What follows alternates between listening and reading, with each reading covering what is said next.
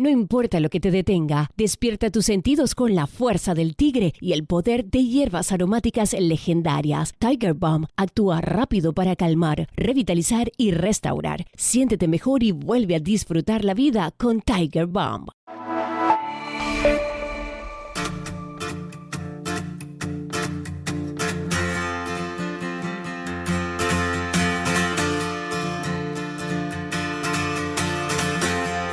En la cadena SER, La Hora Extra, con Raquel García.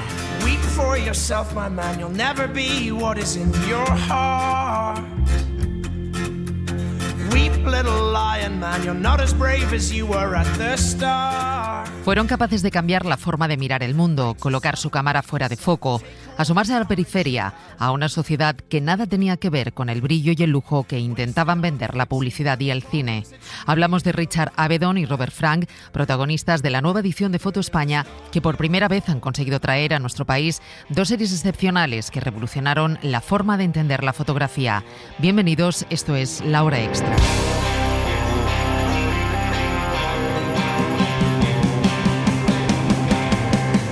En los años 50, cuando el fotógrafo Robert Frank, un suizo de familia acomodada, afincado en Estados Unidos, aburrido de los trabajos comerciales que le encargaban, decide coger carretera y manda para un proyecto mucho más personal, en un momento en el que Estados Unidos era el gran faro de Occidente y el sueño americano comenzaba a construirse. Se compró un coche de segunda mano, era muy austero, ¿no? Pues realizó este viaje que también conecta con todo el imaginario del road trip de la generación Beat, ¿no? Esta cosa como un poco outsider, de sin apenas medios, de lanzarte a la carretera y descubrir Estados Unidos. Y entonces fue una mezcla de inquietud artística que yo creo que estaba en la base de todo lo que hacía, pero también en un momento dado decir voy a solicitar la beca para poder realizarlo, ¿no? De necesidad de subsistencia, de vivir de su trabajo. Nos lo explica la directora de Foto España, María Santoyo, en el espacio Fundación Telefónica que acoge por primera vez y de forma íntegra The Americans hasta el próximo mes de noviembre. Son 83 imágenes que construyen un relato propio, alejado de aquella imagen de prosperidad y éxito de la América de posguerra, donde se pueden ver las desigualdades de una sociedad en pleno cambio. Insertó esa mirada moderna, no tanto la experimentación moderna artística, sino esa mirada moderna heredada de su maestro, que fue Walker Evans, al ámbito documental. Entonces, ¿qué significa esto? Pues de repente fotos que parecen desencuadradas, fotos que parecen fuera de foco, es decir, la protagonista de la foto, como puede ser la actriz principal de un estreno de Hollywood, está desenfocada en primer plano y en el fondo aparece el público, y Robert Frank se fija en el público. Y sin embargo, el resultado son imágenes profundamente interesantes, porque es como si pudiésemos ver lo que estaba en la periferia de la lente, ¿no? Son fotografías que nos hablan de la segregación racial, de la alienación urbana, del impacto de la sociedad de consumo y que reflejan esa tensión que conecta con las emociones más personales y que ha convertido a The Americans en una obra fundamental que todavía hoy nos interpela.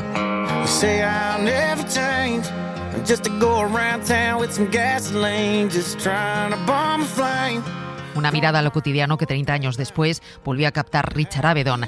Ella era una celebridad por sus portadas en grandes cabeceras como Vogue o Harper's Bazaar, cuando decide poner en marcha este proyecto. In the American West era un encargo del Museo de Arte Americano de Fort Worth, considerada su obra maestra, uno de los libros más influyentes de las últimas décadas, en el que supo retratar a una sociedad a través de su clase obrera. Clement Serroux es el comisario de la exposición, que puede verse hasta finales de agosto en la Fundación Mafre.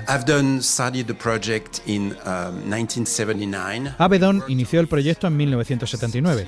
Trabajó en él durante 6 años y luego la exposición estuvo de gira por los Estados Unidos durante 2 años más. Así que son casi 10 años trabajando en este proyecto. Este es probablemente el proyecto en el que puso mayor cantidad de su tiempo y energía.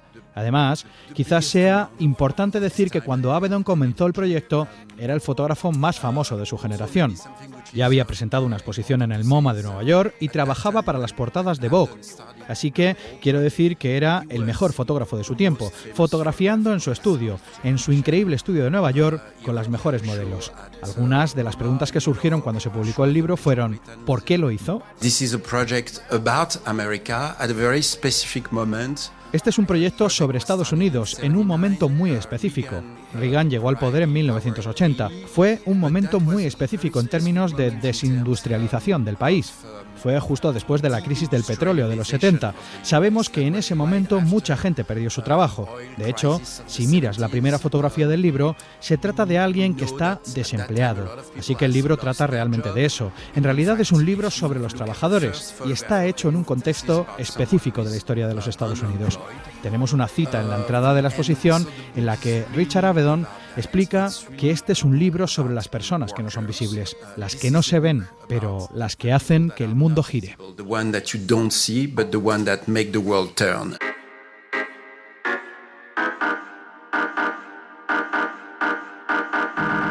Fue un año de profundas transformaciones políticas y sociales. Hablamos de 1976. Acababa de morir Franco y el país vivía un momento de ebullición en el que intentaba abrirse paso la democracia.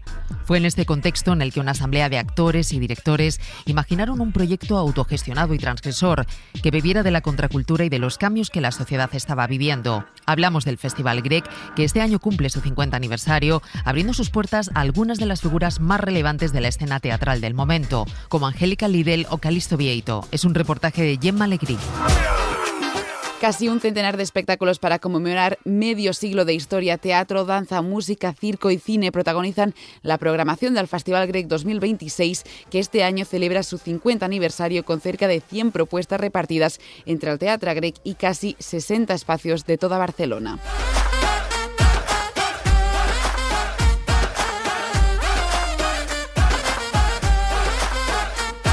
Con más de 197.000 entradas a la venta, esta edición quiere rendir homenaje a la trayectoria del festival y al mismo tiempo mirar hacia el futuro del gran evento cultural del verano en Barcelona.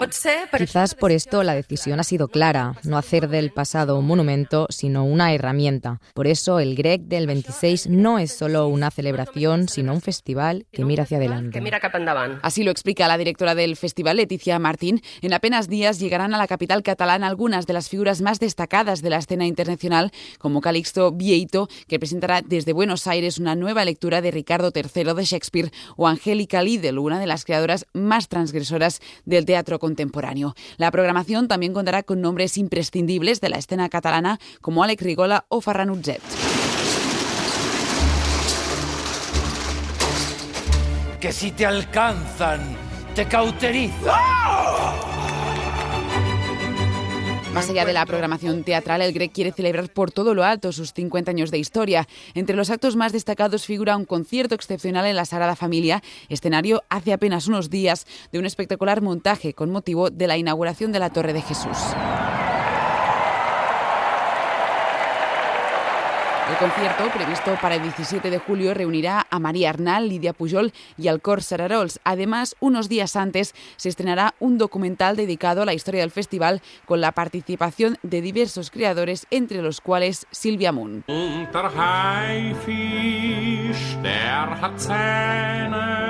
Para inaugurar el Grec, l'òpera de Tres Rals, con dirección escénica de Marta Pazos, que es una de las propuestas más esperadas de esta edición.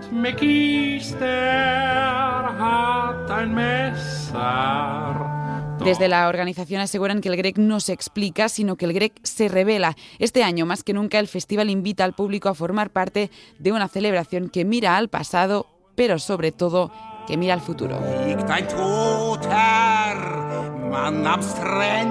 Hoy nos acompaña la directora de la Compañía Nacional de Teatro Clásico, Laila Ripoll. ¿Qué tal? Bienvenida de nuevo a La Hora Extra. Gracias. Bueno, Laila Ripoll es una de las grandes dramaturgas de nuestro país. Es directora de escena, gestora cultural, con casi 40 años de trayectoria profesional, cuando no había tantas mujeres dirigiendo teatro.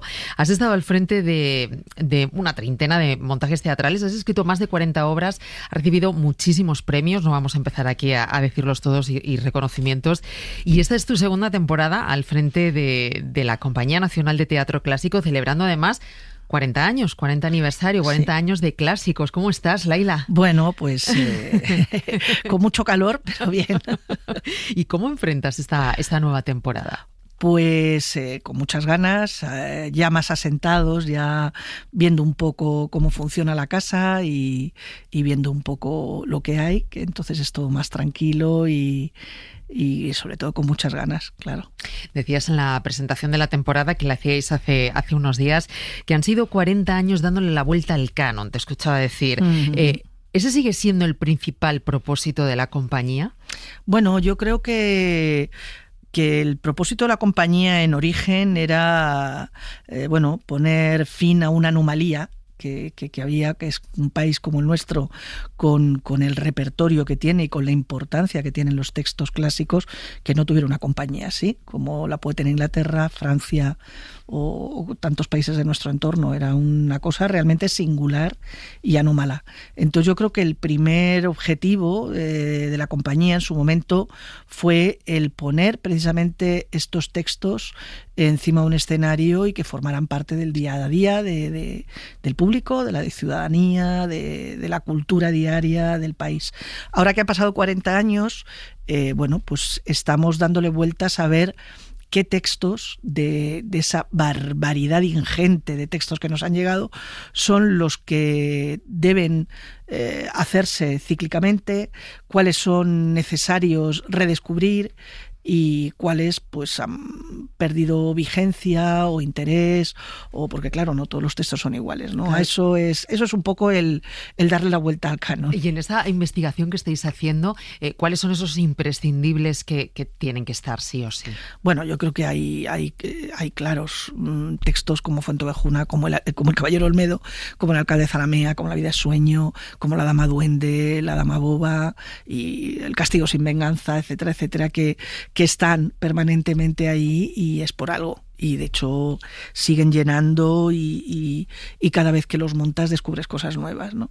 Pero también hay otros muchos textos que no se hacen habitualmente y que son muy, muy, muy potentes, y otros textos que en su momento se hicieron mucho, como El escondido y la tapada. Por ejemplo, si vamos a la estatua que tiene Calderón en la Plaza de Santana, abajo tiene 4 escenas de los 4 textos más representativos de Calderón en la época en la que se hizo esa estatua, y uno de ellos es El escondido y la tapada, curiosamente, ¿no? Entre los 4 textos principales de Calderón figura El escondido y la tapada. Bueno, curiosamente ahora El escondido y la tapada no figura en el canon. Pero en su momento sí, entonces era importante recuperarlo porque puede que vuelva a formar parte del canon, ¿no? El canon no es una cosa inamovible, es una cosa que se va formando. Fuenteovejuna durante mucho tiempo no se representó porque no interesaba, y ahora, sin embargo, no podemos concebir el canon sin Fuenteovejuna. Entonces, bueno, pues es estar permanentemente revisándolo y viendo qué cosas están ahí y qué cosas a lo mejor ya no son tan importantes o tan actuales o tan interesantes para la sociedad que somos ahora mismo. Has mencionado Fuenteovejuna y estabas hablando de anomalías. Una anomalía que tú llegaste el año pasado a intentar corregirla era que por primera vez una mujer pudiera dirigir Fuenteovejuna, que no lo había hecho nunca. Bueno, en la casa. Se habían hecho versiones de Fuenteovejuna dirigidas por mujeres, pero en la casa, la Compañía Nacional de Teatro Clásico, ninguna mujer había dirigido Fuenteovejuna. Y tú se lo ofreces a Raquel Camacho, que esa fue la gran inauguración de tu primera temporada al frente de la Compañía Nacional. ¿Cómo sigues trabajando esa visibilidad de la mujer dentro de la compañía? Bueno, pues intentando, en la medida de lo posible, dar voz a dramaturgas en las versiones y a directoras, que ahora mismo creo que estamos en un momento espléndido en cuanto a creación, ¿no? De hecho, el próximo trabajo con La Joven lo va a dirigir Marta Pazos, con una versión de Brenda Escobedo. Bueno, y ahí estamos cazando a lazo a esas directoras impresionantes y a esas autoras fantásticas que tenemos ahora mismo. Otro de los textos que mencionabas imprescindibles es El Caballero de Olmedo, que es lo que vienes a presentarnos hoy. Exactamente. Esa versión que diriges, que versionas, es una de las principales obras de Lope de Vega. Es uno de los textos canónicos del Siglo de Oro. Abre Almagro, abre la nueva temporada de la compañía en septiembre. ¿Por qué esta pieza? Pues porque yo creo que es uno de los textos que a mí más me gustan. Yo creo que es uno de los textos por los cuales yo decidí en determinado momento dedicar el trabajo a los clásicos hace muchos años, ¿no? Y bueno, pues ahora tengo la oportunidad de hacerlo y me apetece enormemente porque sobre todo es por una cuestión de que me parece una belleza de texto. Bueno, no es tu primer Lope, obviamente, no. Pero ¿qué tiene o qué hace este texto que sea algo diferente? Bueno, no sé, Lope tiene muchas cosas muy diferentes. O sea, Lope, por muy del montón que sea su texto, siempre hay un pasaje, siempre hay un momento que se te clava, ¿no? Yo es que soy de Lope a muerte, de siempre, ¿no?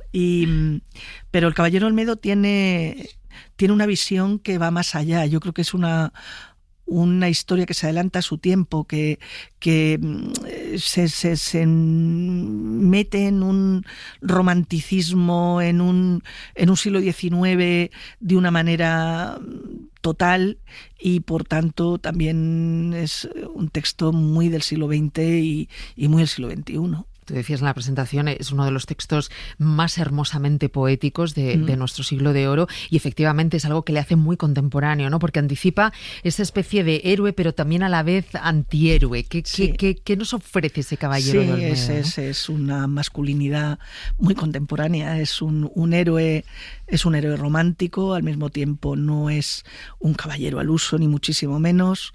Y bueno, tiene un personaje como Fabia que es tremendo, ¿no? Es una especie de Celestina que va más allá, y sobre todo tiene ese componente mágico, sobrenatural, paranormal, que a mí me parece fascinante. Hablamos de vida y muerte, hablamos de luces y de sombras. El Caballero de Olmedo comienza como una historia de amor, pero luego en realidad termina casi convirtiéndose, no sé si en una historia de miedo que acaba en tragedia. Sí.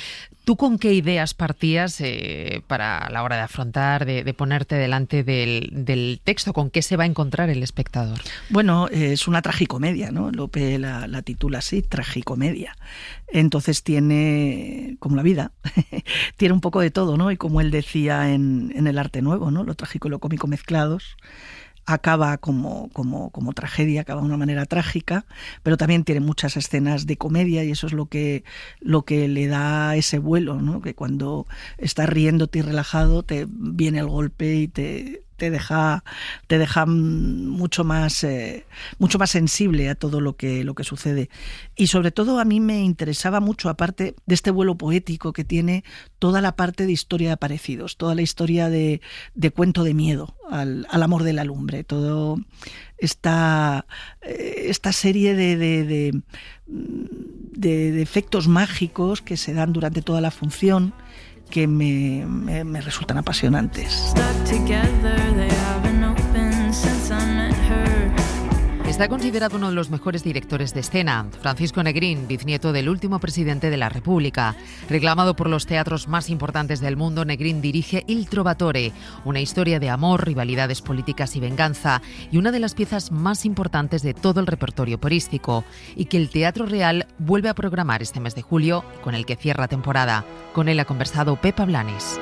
Estrenada en 1853, apenas unas semanas después de Rigoletto y antes de La Traviata, Il Trovatore forma parte de esa trilogía de óperas de Verdi populares.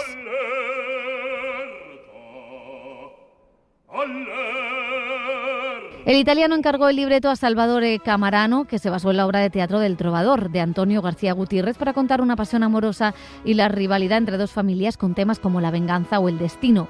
Larra elogió el texto y Galdós vio en esa trama de enredo y de épica castellana un componente hasta revolucionario. Musicalmente destaca por la sucesión de números célebres como el Coro de Gitanos o por la exigencia de sus 4 grandes protagonistas vocales. 4 repartos va a tener esta nueva adaptación. Es una ópera que realmente es famosísima por sus arias y por lo que le permite a los cantantes mostrar de su talento. Muchos personajes tienen arias o escenas en las cuales están contando lo que ocurrió antes y por qué les afecta, pero el público no ha visto esos eventos. Entonces cuesta a veces entenderlo directamente o al menos conectarse emocionalmente con los personajes en ese sentido.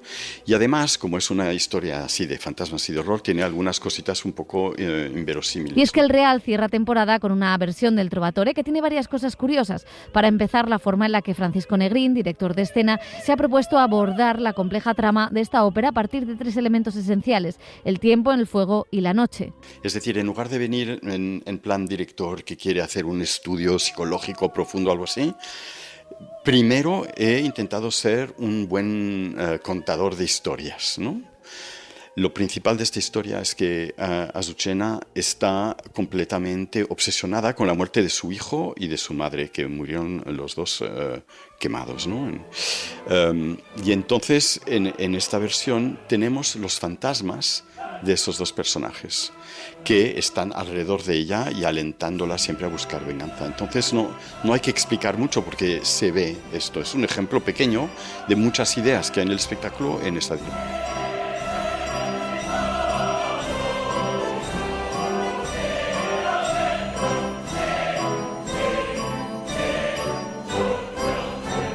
Elementos que sirven para iluminar los recuerdos, obsesiones y fantasmas que persiguen a los personajes. La propuesta pone énfasis en los constantes saltos temporales de una historia donde el destino trágico acaba alcanzando a todos los protagonistas y con una escenografía compuesta por un cubo vacío, abstracto, donde los personajes viven atados a los fantasmas del pasado. Habla de un arquetipo humano absoluto que es nuestra incapacidad en vivir el presente. Nos pasamos la vida, los seres humanos, en pensar en el pasado y a veces en el futuro, pero no vivimos el presente. Y esta ópera realmente trata de esto. Es una historia de fantasmas, porque es una historia de cómo el pasado, el fantasma del pasado, nos impide vivir.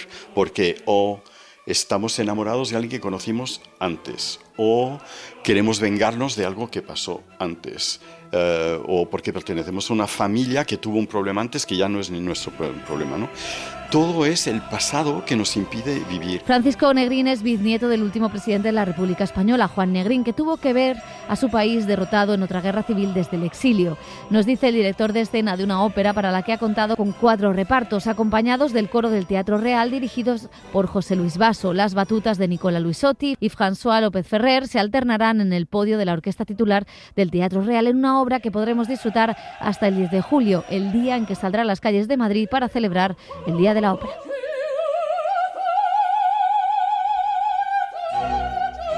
La hora extra.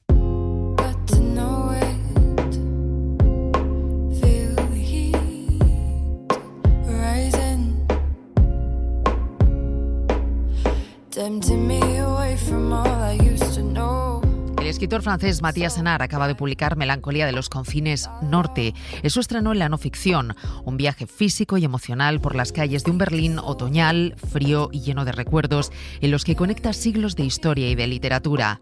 Todo parte del accidente que sufre una gran amiga del escritor y del sentimiento de pérdida y duelo que le provoca. Una reflexión sobre el paso del tiempo y sobre eso que tanto nos preocupa, la impermanencia.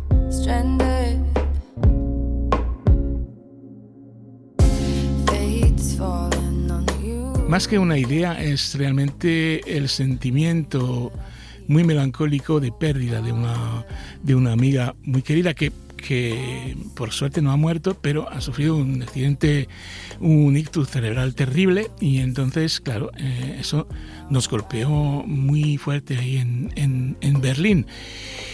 Y de ahí una visita que le hice a ella, tal como cuento en el libro, donde estaba ahí en una clínica en las afueras de Berlín.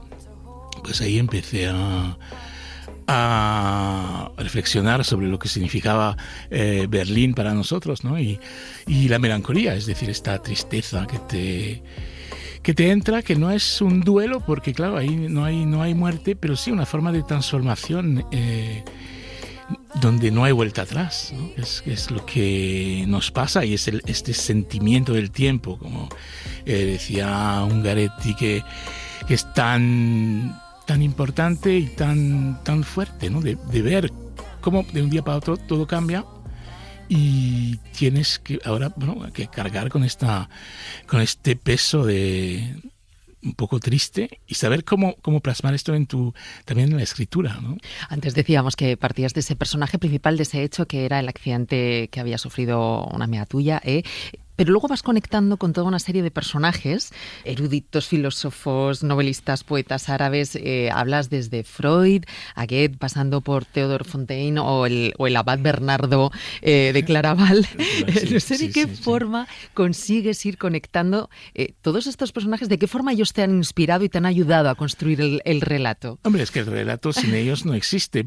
Claro, porque la pregunta que me hago después de esa visita a esta amiga que ha tenido un ictus es ¿qué es esta frontera que nos divide a nosotros mismos entre lo que somos, ¿no?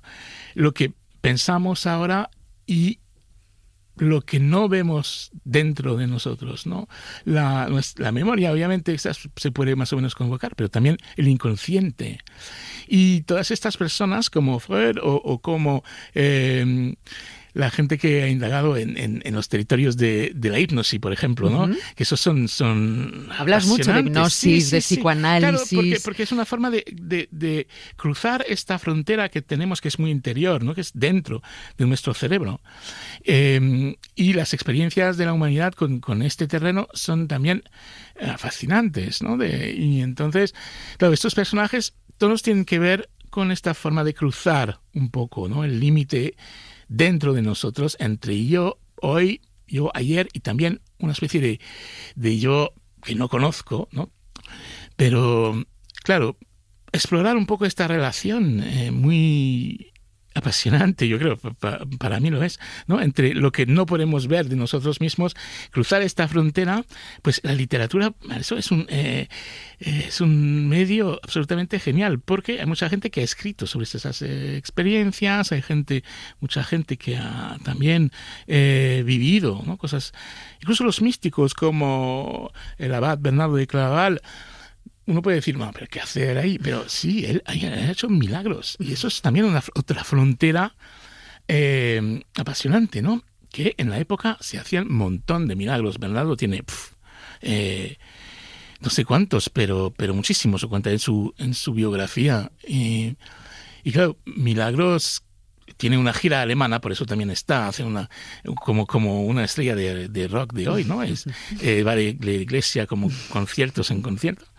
Y con cientos y cientos de fideles y claro, lo que pasa es que en cada iglesia más o menos hay un milagro, ¿no? A algún ciego que vuelve a ver, a alguien que se cura de alguna enfermedad terrible, alguna resurrección de vez en cuando, en fin, es como poca broma, ¿no? Y claro, esto es para nosotros es como, yo lo encuentro cuando leo estos libros de historias medievales, es muy exótico. Este mundo donde, bueno, para curarse había que acudir a ver a un santo, bueno, que no se llamaba así, pero sí era un ser con poderes especiales. Ahora, bueno, vamos al hospital, que a lo mejor funciona de una forma más masiva, pero no mejor, porque había, bueno, en la lista de curados es bastante impresionante.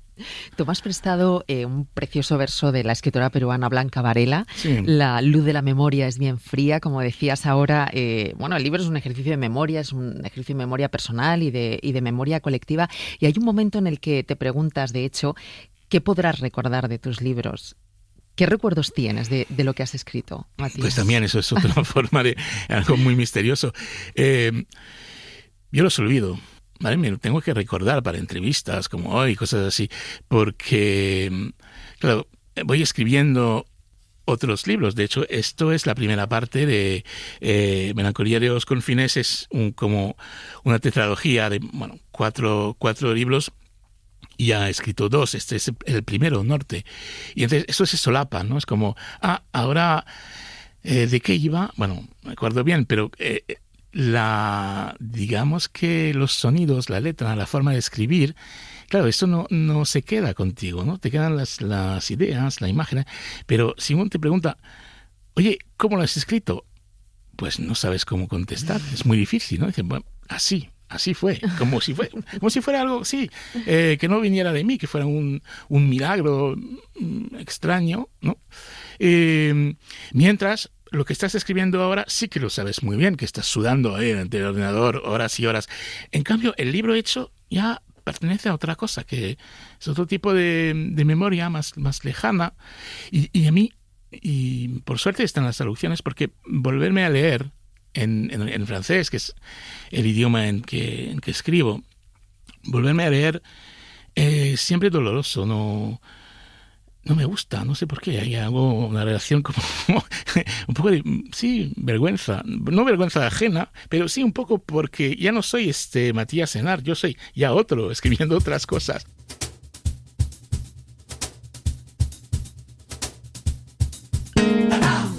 Vicente Amigo acaba de inaugurar el Festival de Guitarra de Córdoba, que celebra su 45 edición, con las actuaciones de Manuel Berrueco, María Esther Guzmán y Juan Manuel Cañizares, que va a interpretar la versión para guitarra de Noches en los Jardines de España, una de las citas más destacadas con la que se conmemora el Año Falla. Nos lo cuenta María José Martínez. El Festival de la Guitarra de Córdoba cumple 45 ediciones con una programación pensada para los aficionados más fieles, pero también para los nuevos públicos. Se celebra del 1 al 11 de julio durante las cálidas primeras noches de verano aquí en la ciudad con el refugio de la música. 26 espectáculos que van de la guitarra clásica, el flamenco, el rock, el pop, el metal o el jazz. Como siempre, el gran teatro para los grandes espectáculos de guitarra. Abre el festival Paco Peña, su fundador, con el espectáculo Solera. Se trata del paso del tiempo. Hay generaciones nuevas, hay otras generaciones anteriores que ya lo han vivido. Y yo pensaba que unir esas dos generaciones, ponerlos en el escenario, que sería un asunto simpático. Paco Peña inició la andadura del Festival de la Guitarra en la mítica Posada del Potro con unos cursos formativos impartidos para alumnado de todo el mundo que siguen siendo el alma del festival. También en el Gran Teatro, Teddy Bautista, el cordobés José Antonio Rodríguez, Juan Manuel Cañizares con la Orquesta de Córdoba o el músico estadounidense Stanley Clarke con la banda Forever. En el Góngora, como siempre, reserva para los más entendidos, con dos imprescindibles, Manuel Berrueco y David Russell, el flamenco de Ricardo Moreno, o el espectáculo Leo y Leo, en conversación entre Leonor Watling y Leo Sida.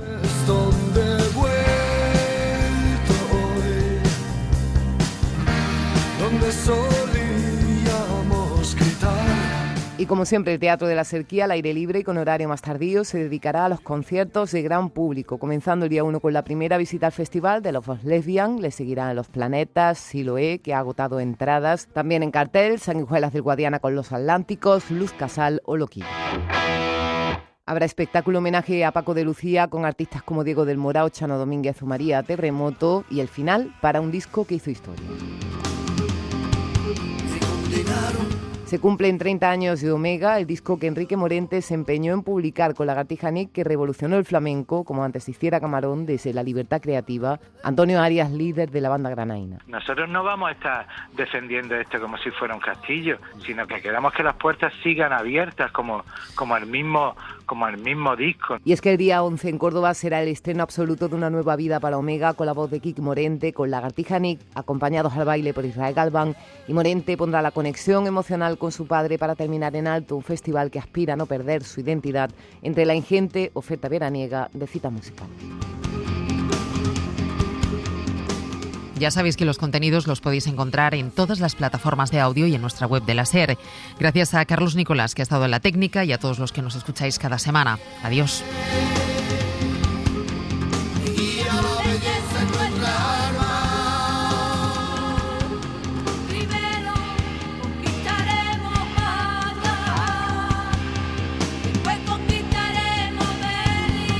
Para no perderte ningún episodio, síguenos en la aplicación o la web de la SER, Podium Podcast o tu plataforma de audio favorita. No importa lo que te detenga, despierta tus sentidos con la fuerza del tigre y el poder de hierbas aromáticas legendarias. Tiger Balm actúa rápido para calmar, revitalizar y restaurar. Siéntete mejor y vuelve a disfrutar la vida con Tiger Balm.